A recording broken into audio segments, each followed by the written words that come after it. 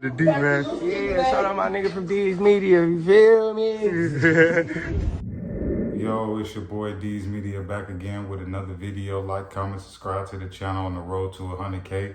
Today we're going to talk about Skrilla, Philadelphia rapper, speak on missing his best friend, YBCDul funeral because his family was in fear of retaliation. Let's jump straight into it. Skrilla pretty much broke the news that his family recently held his funeral. He said that no funeral homes in Philadelphia really wanted to do the funeral service. None of his close friends was invited. Pretty much it was just a family funeral. And Skrilla pretty much said that, his family pretty much didn't want, the family didn't want it to look like a gangster party or have anything go wrong because this family YBCDul and a lot of his affiliates, is into a lot of stuff in Philadelphia, and this is supposed to be a celebration of the afterlife, and his family just didn't want none of the nonsense or the extra stuff, to happen at his funeral, which you got to respect it, So some of his friends probably a little bit sad. I know Skrilla said that he was able to talk to one of the close family members on FaceTime, and they showed him the funeral, but pretty much the family didn't want none of his friends there. They didn't want nothing to go wrong, and you got to respect that. At this point in time, man, my condolences go out to the family. I know this is a tough time to bury a 25, 26-year-old, at the height of his career, when he potentially could have made millions of dollars. But, YBCDul got to take accountability for his actions. He lived up to the character of Mr. Disrespectful that the fans gave him. At times he put his life on the line, put his freedom on the line, to live up to this title. And I feel like ultimately, it cost him his life, man.